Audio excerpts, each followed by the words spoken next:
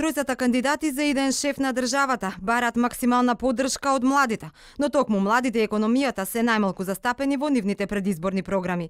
Силјановска ветува дека ќе работи да ја направи Македонија инвестициска оаза, ветува приклучување на земјава кон енергетските коридори и јакнење на извозот. Пендаровски пак фокусот го става на надворешната политика. За младите ветува фонд за стипендирање студенти и истражувања и годишна конференција за наука и технолошки напредок. Блер им река пак во програмата потенцира дека со членството на земјава во Европската унија и НАТО ќе дојдат новите работни места и ќе се спречи селувањето.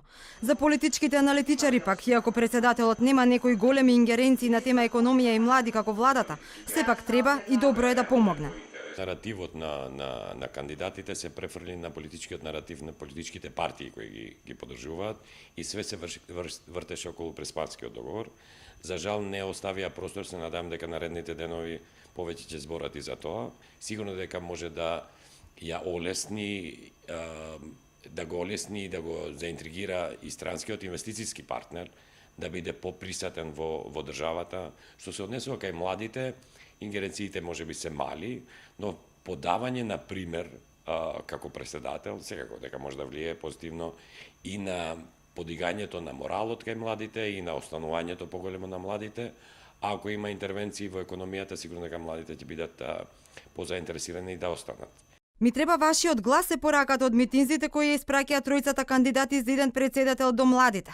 Така за тие поддржани од опозицијата, Силјановска и река, гласот од младите им треба за да го срушат, како што велат, злото и заробената држава и да го сопрат екзодусот, односно масовното иселување. Додека пак председателскиот кандидат, поддржан од власта, Стево Пендаровски, бара максимална поддршка од младите за да продолжи евроатланскиот пат на земјава, односно да не се доведе под ризик тоа што досега е сработено. Младите пак не ги слушаат пораките на кандидатите, не ги прочитале ниту нивните ветувања. Велат дека се скептици дека нешто ќе се промени, барат од политичарите да им обезбедат подобро утре.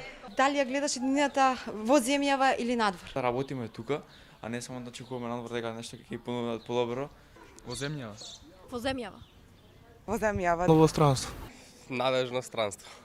Имаме председателски избори, политичарите колку ги имаат во своите програми застапено младите и вашите проблеми? Па мислам дека не ги има доволно застапено. Политичарите ветуваат, ама со исполнувањето нешто слабо. Така да, не сум во тек. Не ги следам. Утре да застанат тука пред вас, што би им порачала? Да има едноставно поголеми плати, да има подобро образование. Треба подобри услови, подобри стандарди, повисоки плати за што се е скапо. Повеќе понуда на работни места, поголеми плати. Прво да се подобрат општо условите. И додека сме на средина од кампањата и течат пораките од кандидатите за иден председател на државата, останува отворено прашањето дали и кој од тројцата универзитетски професори ќе успее да ги задржи своите студенти во земјава.